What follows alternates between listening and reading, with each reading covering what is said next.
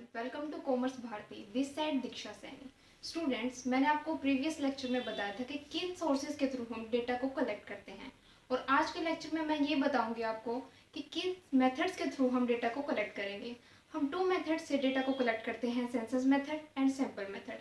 Census method में क्या होता है, जो हमारी यूनिवर्स या पॉपुलेशन होती है उसके हम एवरी आइटम को कंसिडर करते हैं, उनको कवर करते हैं, उनके बारे में स्टडी करते हैं, वहाँ से हम अपने डेटा को कलेक्ट करेंगे। और सैंपल मेथड में हम क्या करते हैं, जो यूनिवर्स और पॉपुलेशन होती है वहाँ से हम क्या है सैंपल्स उठाएंगे और उन सैंपल्स की हम स्टडी करते हैं, वहाँ से सैंपल्स के थ्रू हम क्या है डेटा को कलेक्ट करेंगे।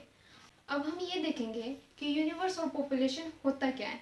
यूनिवर्स और पॉपुलेशन में हम जो टोटल आइटम्स होते हैं उनकी स्टडी करते हैं इन्वेस्टिगेशन के लिए।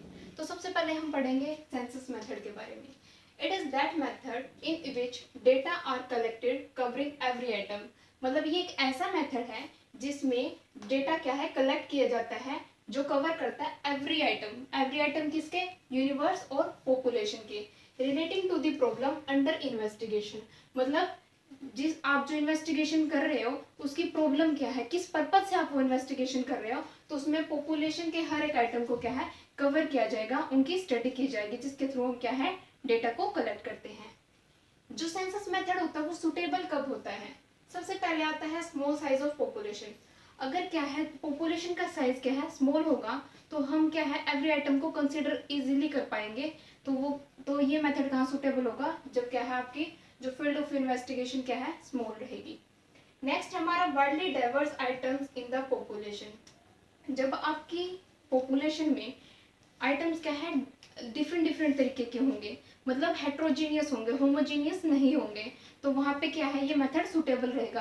क्योंकि अगर सिमिलर होगा आपके जो पॉपुलेशन में जो आइटम है अगर वो सिमिलर होंगे तो हम सैंपल मेथड यूज करेंगे ना, वहाँ तो हम सेंसस क्यों यूज करेंगे। तो सेंसस मेथड यूज कहाँ करेंगे, वो सुटेबल कहाँ होगा, जहाँ आपके आइटम क्या है डाइवर्स कैरेक्टरिस्टिक्स के होंगे।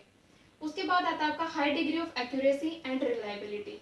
जब क्या होता है आपको हाई डिग्री ऑफ रिलायबिलिटी और एक्यूरेसी की नीड होती है ना, तब आप ये मेथड यूज करते हो। तो सुटेबली कहाँ होगा, जहाँ पे एक्यूरेसी और रिलायबिलिटी है वो ज़्यादा होगी। सो नेक्स्ट पॉइंट है हमारा requirement of intensive examination of different items. जब आपको क्या होता है कि ईच एंड एवरी आइटम की स्टडी करनी होती है तो ये मेथड वहाँ सुटेबल होता है। उसके बाद आते हैं हम इसकी मेरिट्स पे। सबसे पहली मेरिट क्या रहेगी, रिलायबल एंड एक्यूरेट। जब आप क्या है हर एक आइटम को कवर कर रहे हो, उनकी स्टडी कर रहे हो, तो वहाँ पे जो रिलायबिलिटी और एक्यूरेसी के चांसेस हैं वो बढ़ जाते हैं, तो ये इसकी क्या है मेरिट है। नेक्स्ट है लेस बाइस्ड। जब क्या है आप डेटा कलेक्ट कर रहे हो हर एक आइटम से तो वहाँ पे बाइसनेस के चांसेस क्या है कम हो जाते हैं। Study of diverse characteristics.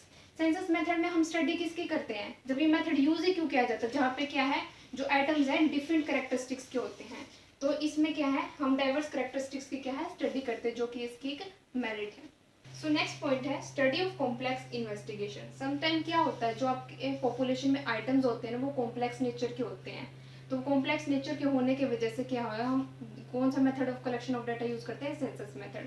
तो जो कि इसकी एक मेरिट है, मतलब कॉम्प्लिकेटेड आइटम्स की स्टडी करने के लिए हम इस मेथड को यूज करते हैं। नेक्स्ट है आपका इनडायरेक्ट इन्वेस्टिगेशन।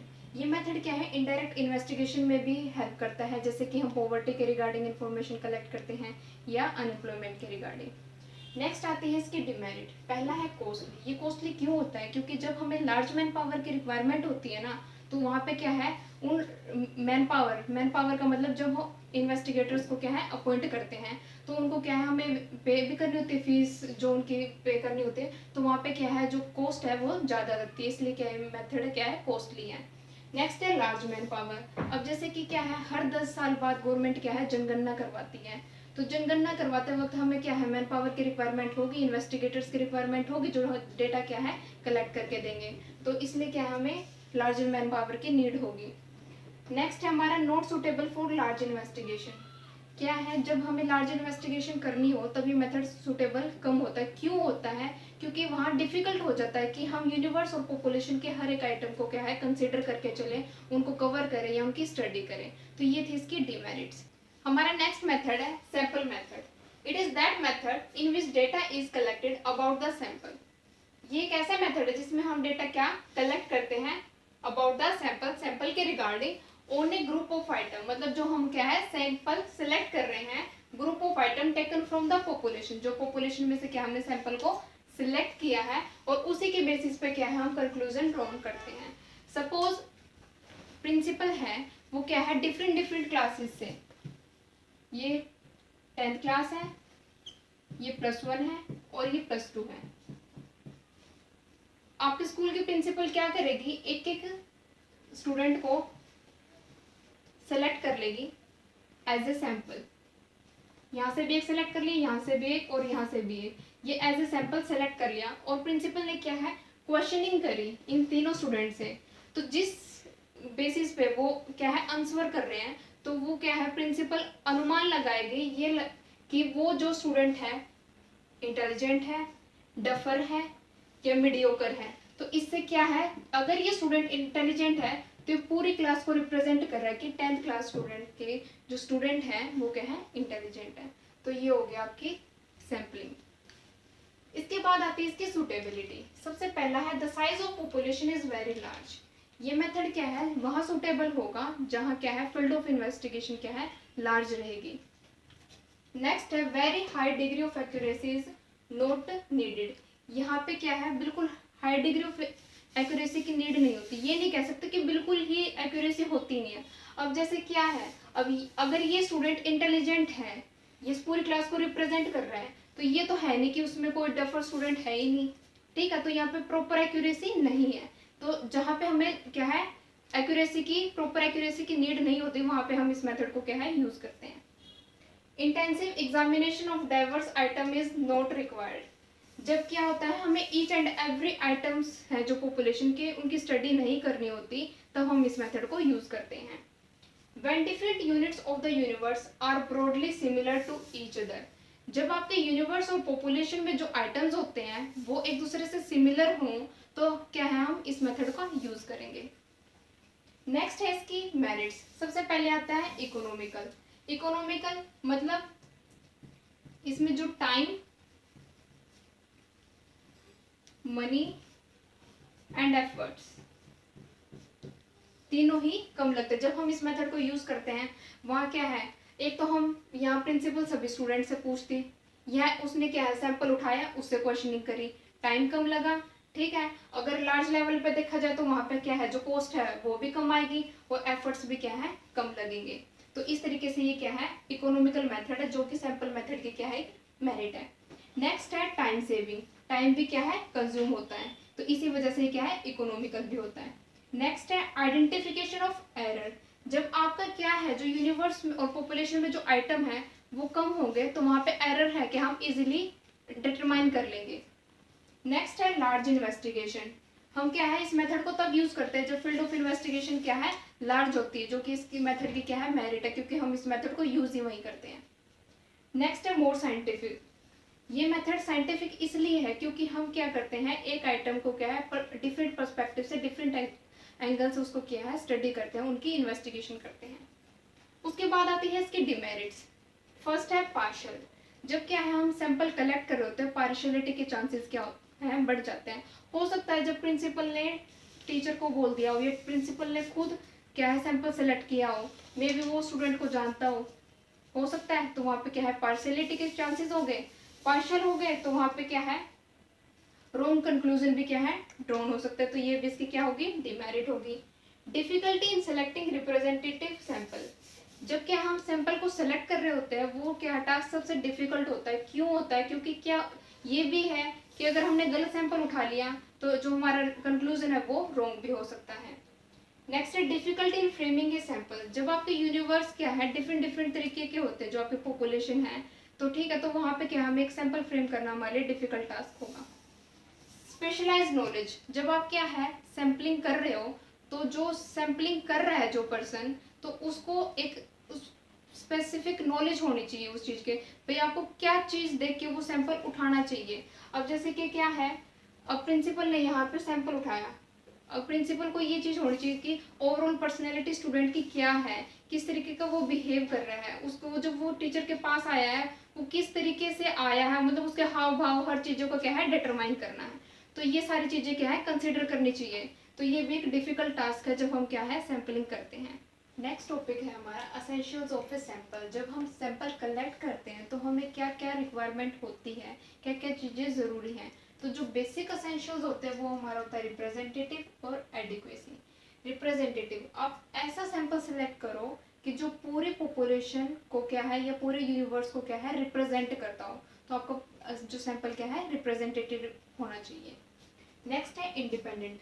आपका सैंपल इस तरह का होना चाहिए जो आपने आइटम सेलेक्ट किया है वो दूसरे के ऊपर क्या है आइटम के ऊपर डिपेंडेंट नहीं होना चाहिए। मतलब जो आपने आइटम सेलेक्ट किया है एज ए सैंपल वो इंडिपेंडेंट नेचर का होना चाहिए। नेक्स्ट है होमोजेनिटी। जब आप क्या है सैंपल सेलेक्ट कर रहे हो तो आपको ये कंसिडर करना चाहिए कि जिस यूनिवर्स और पॉपुलेशन से आप क्या है आइटम सेलेक्ट कर रहे हो वो यूनिवर्स और पॉपुलेशन में जो आइटम्स है वो होमोजेनियस नेचर के होने चाहिए। नेक्स्ट है आपका एडुकेसी। एडुकेसी में क्या है जो आपके जो सैंपल है वो एडुकेट होना चाहिए। जैसे कि मान लो आप पूरे स्कूल से एक सिंगल स्टूडेंट को सेलेक्ट कर रहे हो और जबकि पूरे स्कूल की स्ट्रेंथ कितनी है स्टूडेंट की 2000 है। क्या एक सिंगल स्टूडेंट पूरे 2000 स्टूडेंट्स को रिप्रेजेंट कर सकता है? नहीं कर सकता, क्योंकि उस 2000 में वो डिफरेंट डिफरेंट क्लासेस के क्या है स्टूडेंट होंगे, उनकी अपनी अपनी नॉलेज होगी। अगर हम ये कहें हम वहाँ से 12 स्टूडेंट्स को क्या है सिलेक्ट कर रहे हैं फ्रॉम ईच क्लास, तो क्या है वो हम ये कह सकते हैं ये जो सैंपल है वो आपका एडुकेट है। तो असेंशियल्स ऑफ सैंपल में क्या है ये 4 बेसिक असेंशियल होने चाहिए: representative, independent, homogeneity and adequacy. So students, अब हम पढ़ेंगे मेथड्स ऑफ सैम्पलिंग के बारे में। तो सबसे पहले हमारा मेथड आता है random sampling. It is that method of sampling in which each and every item of the universe has equal chances of being selected. ये कैसा मेथड होता है सैम्पलिंग का जिसमें क्या होता है जो ईच एंड एवरी आइटम, हर एक आइटम यूनिवर्स के की पॉसिबिलिटी क्या होती है, इक्वल चांसेस होते हैं उनके सिलेक्ट होने की। सपोज आपके पास डाइस है, आप उसको थ्रो करते हो, उसके 6 साइडेड होती हैं, ठीक है। अब 1 आने की जो प्रोबेबिलिटी है वो भी 1/6 होगी, 2 आने की भी 1/6 होगी, 3 आने की भी 1/6 होगी। तो इसी तरीके से सभी की प्रोबेबिलिटी क्या है 1/6 होगी। तो सभी के जो चांसेस क्या है इक्वल होंगे रैंडम सैम्पलिंग में। जो रैंडम सैम्पलिंग है जब हम कर रहे होते हैं वो 2 तरीके से की जाती है। एक तो होती है लॉटरी मेथड से, जिसमें क्या है हम चिट्स बना के क्या है एक सपोज आपने एक बकेट तैयार कर ली, उसमें आपने चिट्स बना के सभी क्या है नंबर्स लिख दिए उन्हें चिट्स में, ठीक, आपने रैंडमली क्या है सिलेक्ट कर लिया। इस तरीके से तो क्या होगी लॉटरी मेथड। हम जो जनरली जो लॉटरी होती है उसमें भी तो रैंडमली इसी तरीके से क्या है एज ए सैंपल क्या है किसी भी एक रैंडमली सिलेक्ट कर लेते हैं। नेक्स्ट आता है tables of random numbers. Tables of random number में क्या होता है, सबसे पहले हम रैंडम नंबर्स को क्या है अरेंज करते हैं, ठीक है। जब हम उनको अरेंज कर लेते हैं फिर हम क्या है रैंडमली किसी भी एक सैंपल को क्या है सिलेक्ट करते हैं। जो हम वाइडली मेथड यूज करते हैं वो टिपेट टेबल का मेथड यूज करते हैं, जिसमें क्या होता है 41,600 फिगर्स होती हैं और 10,400 नंबर्स होते हैं, जिनको हम क्या है अरेंज करते हैं 4 यूनिट्स में और उनको फिर क्या है हम रैंडमली सिलेक्ट करते हैं। उसके बाद आती हैं इसकी मेरिट्स। सबसे पहली मेरिट्स है फ्री फ्रॉम पर्सनल बायस। मतलब यहाँ पे बायसनेस के क्या है चांसेस नहीं होते, क्योंकि जब वहाँ पे इक्वली चांस है सेलेक्ट होने के किसी भी नंबर के, अगर हमने डाइस क्या है जब थ्रो की, ठीक है, तो वहाँ पे क्या है कोई भी नंबर आ सकता है उसमें। आप अब जब आप थ्रो कर रहे हो तो आपको ये थोड़ी ना पता कुछ भी आ सकता है, ये तो है उठा के ऐसे आपने एज इट इज रखी है, तो वहाँ पे क्या है बायसनेस के चांसेस क्या है नहीं होते। नेक्स्ट है इक्वल चांसेस। यहाँ पे बताया मैंने कि जो क्या है डाइस जब हमने थ्रो की थी तब क्या है इक्वल चांसेस थे हर एक नंबर आने के। फेयरली रिप्रेजेंट, जब क्या है इक्वल चांसेस हो गए आपके किसी भी नंबर आने के, जब आपने डाइस क्या है थ्रो की थी तो वो क्या है आपके जो डेटा को क्या है इक्वली क्या है रिप्रेजेंट करता है। Simple and straight forward method. जो आपका रैंडम सैम्पलिंग का मेथड है वो बहुत ही सिंपल मेथड है, कोई भी मतलब इसमें कॉम्प्लिकेशंस नहीं है, कोई अपना फॉर्मूला लगाना है ऐसा कुछ नहीं। उसके बाद आती है इसकी demerits.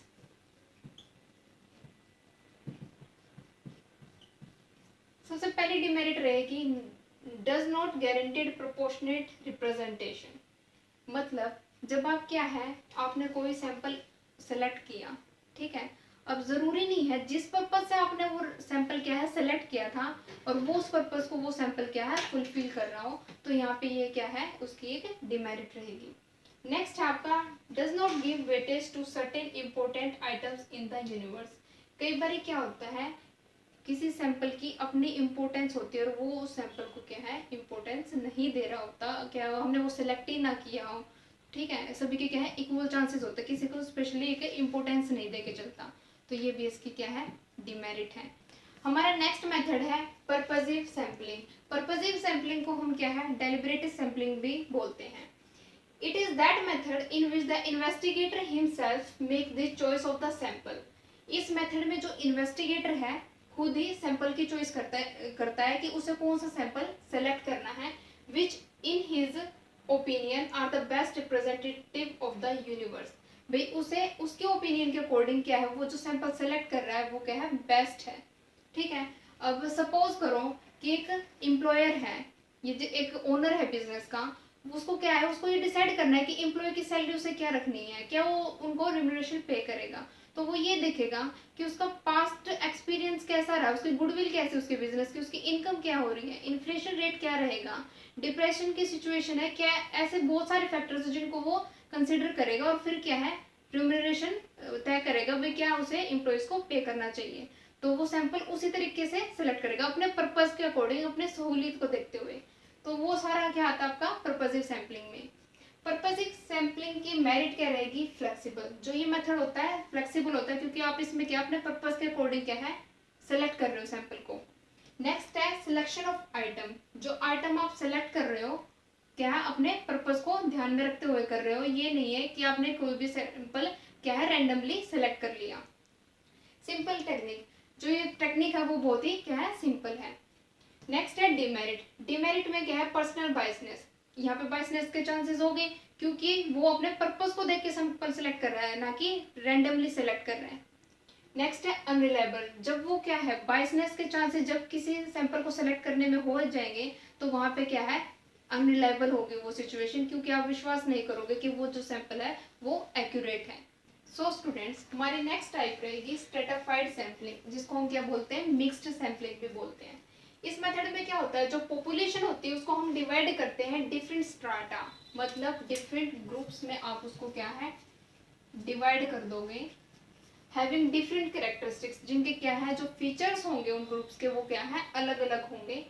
Some of the items are selected from each strata. आप हर एक ग्रुप से क्या है कुछ आइटम्स को क्या है रेंडमली सिलेक्ट करोगे so that entire population gets represented. इस तरीके से क्या है जो एंटायर पॉपुलेशन को क्या है हम रिप्रेजेंट करेंगे।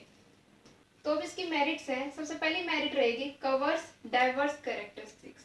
जो स्ट्रेटिफाइड सैंपलिंग है वो डिफरेंट कैरेक्टरिस्टिक्स की क्या है सैंपल्स को कवर करती है। जैसे कि आप एग्जांपल लो, हमारे इंडिया कंट्री से हमने सैंपल उठाया डिफरेंट डिफरेंट स्टेट से, स्टेट जैसे कि हरियाणा से उठाया कुछ लोगों का,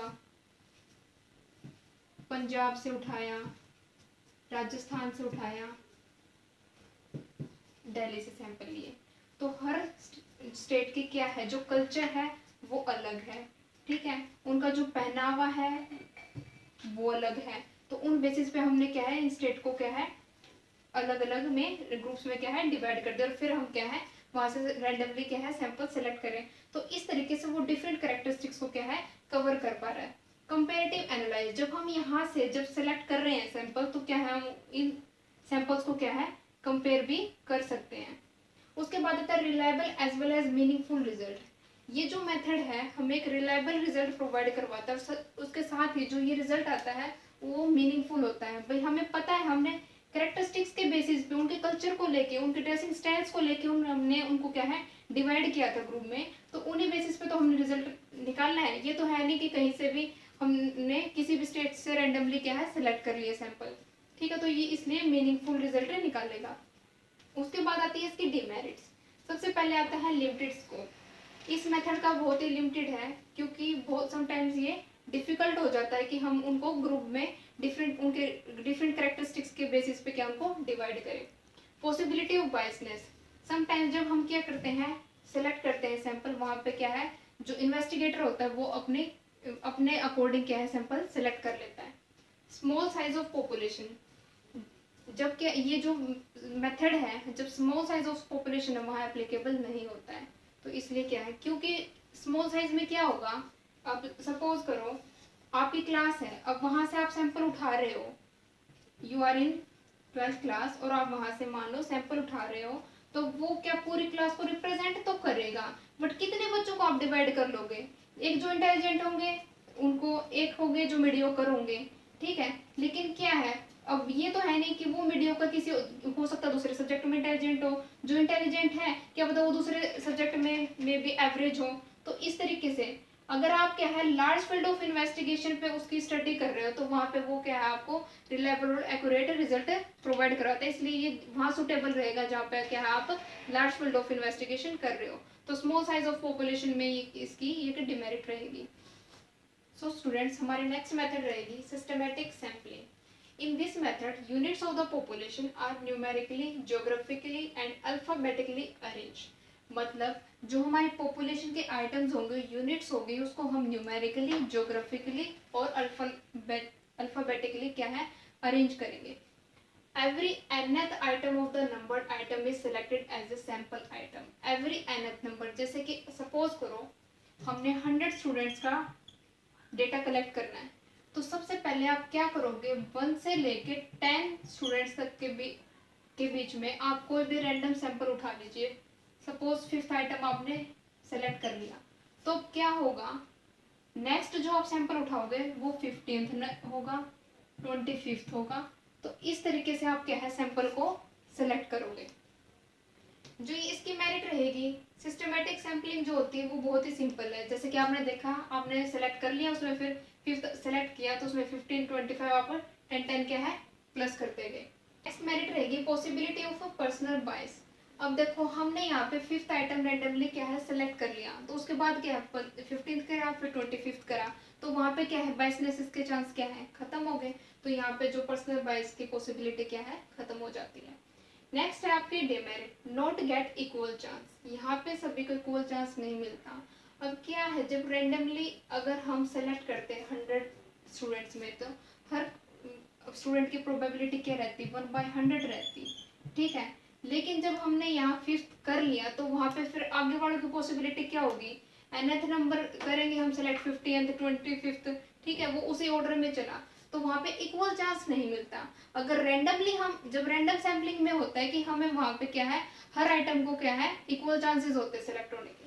नो स्पेसिफिक पर्पज, अगर आपका जो यूनिवर्स और पॉपुलेशन में जो आइटम्स इंक्लूड है अगर वो सारे ही क्या है होमोजीनियस नेचर के होंगे, तो आपका जो पर्पज होगा इन्वेस्टिगेशन का तो वो क्या है खत्म हो जाएगा वहीं पे। क्योंकि फिर क्या है, अब सैंपल जो सेलेक्ट करोगे वो तो पूरे पॉपुलेशन को ही डिस्क्राइब करे एक सिंगल सैंपल, तो आप डिफरेंट कैरेक्टरिस्टिक्स के सैंपल्स को क्या है स्टडी ही नहीं कर पाओगे, तो वहाँ पे क्या है इसका कोई पर्पज नहीं रहेगा अगर आपके जो क्या है यूनिवर्स है होमोजीनियस नेचर की होगी। उसके बाद आती है आपकी quota sampling. Quota sampling, in this method population is divided into different groups और classes according to different characteristics of the population. इसमें क्या होता है आपकी पॉपुलेशन को डिफरेंट ग्रुप्स में क्या है डिवाइड कर दिया जाता है उनके डिफरेंट कैरेक्टरिस्टिक्स को लेके, ठीक है। स्ट्रेटाफाइड से थोड़ा रिलेटेड है, बट इसमें डिफरेंस क्या रहेगा, जब हम कोटा सैंपलिंग करते हैं तो जैसे कि गवर्नमेंट है उसको वैकेंसीज फिल करनी है, ठीक है, तो उसमें क्या करते हैं वो जो हैंडीकैप्ड स्टूडेंट होते हैं उनके लिए मान उसने 3% कोटा डिसाइड कर दिया, स्पोर्ट्स कोटा उसने 5% कर दिया, SC BC के लिए उसने 15% कर दिया, बाकी सारी उसने जनरल कैटेगरी में सीटें गई। तो वहां से क्या इस तरीके से क्या है वो कोटा फिक्स कर देते, तो वहां से क्या है वो सैंपल उठाते हैं, मतलब इस तरीके से कोटा क्या है पहले फिक्स कर दिया जाता है। नेक्स्ट है convenience sampling. In this method, sampling is done by the investigator in such a manner that suits his convenience. मतलब अपनी convenience, अपनी सहूलियत को देखते हुए क्या है वो डेटा को कलेक्ट करता है, ठीक है। जब अगर आपको मान लो सैंपल उठाना है, अगर मार्केट की सर्च करनी है, भाई देख ले जो मेरे पास है ना वहीं से देख ले, ये ज़्यादा दूर नहीं जाना पड़ेगा, ठीक है, खर्चा ज़्यादा आएगा, तो ठीक है। तो इस तरीके से क्या है जो इन्वेस्टिगेटर होगा अपनी सहूलियत के अकॉर्डिंग क्या है इन्वेस्टिगेशन करेगा। सो स्टूडेंट्स हमारा नेक्स्ट टॉपिक रहेगा रिलायबिलिटी ऑफ सैम्पलिंग डेटा। मतलब जब हम क्या है सिलेक्ट कर रहे हैं सैंपल को, तो वो जो सैंपल है वो रिलायबल है या नहीं है, वो किन फैक्टर्स के थ्रू हम डिसाइड करेंगे। सबसे पहला फैक्टर जो अफेक्ट करता है रिलायबिलिटी ऑफ सैम्पलिंग डेटा को वो है साइज ऑफ द सैंपल। अगर क्या आप सैंपल सेलेक्ट कर रहे हो, ठीक है, सैम्पलिंग के लिए क्या है वो सुटेबल कब होता है ये मेथड, जब आप क्या है आपके फील्ड ऑफ इन्वेस्टिगेशन लार्ज हो। अगर आप स्मॉल फील्ड ऑफ इन्वेस्टिगेशन से सिलेक्ट कर रहे हो सैंपल को, तो वहाँ पे रिलायबिलिटी क्या है, खत्म हो जाती है। मेथड्स ऑफ सैम्पलिंग, अगर आपका मेथड ऑफ सैम्पलिंग अगर या तो बिल्कुल ही सिंपल है या बहुत ही कॉम्प्लिकेटेड है, तो वहाँ पे भी ये रिलायबिलिटी को क्या है रिड्यूस करता है। आपका जो मेथड होना चाहिए सैम्पलिंग का वो क्या है एडुकेट होना चाहिए। नेक्स्ट है बायसनेस ऑफ कोरस्पोंडेंट्स एंड यूनिमिनेटर्स। समटाइम्स क्या होता है जो कोरस्पोंडेंट्स और यूनिमिनेटर्स होते हैं वो बायस्ड होते हैं, ठीक, आपको एक्यूरेट रिजल्ट प्रोवाइड नहीं करवाते, तो वहाँ पे क्या है जो रिलायबिलिटी होती है सैम्पलिंग की वो क्या है खत्म हो जाती है। ट्रेनिंग ऑफ यूनिमिनेटर्स, समटाइम्स क्या होता है यूनिमिनेटर ट्रेंड ही नहीं होता, उसको पता ही नहीं है किस तरीके से क्या डेटा को रिप्रेजेंट करना है। अगर आपका जो यूनिमिनेटर है अगर वो ट्रेंड होगा तो वो आपको रिलायबल रिजल्ट प्रोवाइड करवाएगा, अगर वो ट्रेंड नहीं होगा तो आपको रिलायबल रिजल्ट नहीं प्रोवाइड करवा पाएगा। तो डिपेंड करता है यूनिमिनेटर ट्रेंड है या नहीं है, तो उसी बेसिस पे हम डिसाइड करेंगे कि रिलायबिलिटी ऑफ सैम्पलिंग डेटा क्या होगा। सो स्टूडेंट्स हमारा नेक्स्ट टॉपिक रहेगा census and sample method a comparative look, मतलब हम सेंसस और सैंपल मेथड में बेसिक डिफरेंसेस क्या है वो देखेंगे। सबसे पहले आता है कवरेज। सेंसस मेथड में आप क्या है ईच एंड एवरी आइटम को स्टडी करते हो, जबकि सैंपल मेथड में आप क्या है यूनिवर्स या पॉपुलेशन में से क्या है एक सैंपल सिलेक्ट करते हो, तो ये इनका कवरेज में डिफरेंस होगा। नेक्स्ट है सुटेबिलिटी। जो आपका सेंसस मेथड होता है वो सुटेबल तब होता है जब क्या आपकी फील्ड ऑफ इन्वेस्टिगेशन क्या है स्मॉल है, क्योंकि वहाँ पे आपने ईच एंड एवरी आइटम को क्या है कंसिडर करना होता है, जबकि सैंपल मेथड वहाँ सुटेबल रहेगा जब आपका फील्ड ऑफ इन्वेस्टिगेशन क्या रहेगा लार्ज रहेगा। नेक्स्ट है एक्यूरेसी। जब आप ईच एंड एवरी आइटम को कंसीडर कर रहे हो सेंसस मेथड में तो ऑब्वियस सी बात है वहाँ एक्यूरेसी क्या है ज़्यादा होगी, और सैंपल मेथड में जो एक्यूरेसी होगी as compare to census method वो कम होगी। नेक्स्ट है कॉस्ट। जब सेंसस मेथड में आप ईच एंड एवरी आइटम की स्टडी कर रहे हो तो वहाँ पे क्या है इन्वेस्टिगेटर को हर आइटम के पास जाके क्या है डेटा कलेक्ट करना पड़ता है, तो वहाँ पे क्या है जो उसकी कॉस्ट है लागत आती है वो ज़्यादा आती है, और सैंपल में जो कॉस्ट होती है as compare to census method वो कम होती है। नेक्स्ट है टाइम। कॉस्ट के साथ साथ क्या है जो टाइम भी बहुत ज़्यादा कंज्यूम करता है सेंसस मेथड में, क्योंकि हमें हर कैंडिडेट के पास जाके क्या है डेटा कलेक्ट करना होता है, और सैंपल मेथड में जो टाइम होता है वो as compare to census method कम लगता है। नेक्स्ट है हमारी नेचर ऑफ आइटम्स। ये डिपेंड करता है कि नेचर ऑफ आइटम्स क्या हैं। अगर आपके जो डाइवर्स कैरेक्टरिस्टिक्स हैं जो आइटम पॉपुलेशन में, तो हम सेंसस मेथड को यूज़ करते हैं, और जब क्या है होमोजेनियस कैरेक्टरिस्टिक्स के आइटम्स होते हैं तो क्या है हम सैंपल मेथड को यूज़ करते हैं।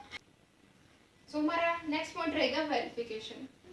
क्या होता है अगर हमें इमीडिएट रिजल्ट चाहिए होता तो हम सेंसस मेथड को यूज़ नहीं कर पाते, क्योंकि वो क्या है वो टाइम भी कंज्यूम करता है और कॉस्ट भी कंज्यूम करता है, क्यों मतलब कॉस्ट लगती है क्योंकि हमें ईच एंड एवरी आइटम को क्या है कंसिडर करना होता है, तो इसलिए हम क्या है सैंपल मेथड को यूज़ करते हैं। सो स्टूडेंट्स आज के लेक्चर में ही इतना। नेक्स्ट लेक्चर में मैं आपको बताऊंगी ऑर्गेनाइजेशन ऑफ डेटा के बारे में। Thanks for watching this video. Don't forget to subscribe the channel and press the bell icon to get more notifications.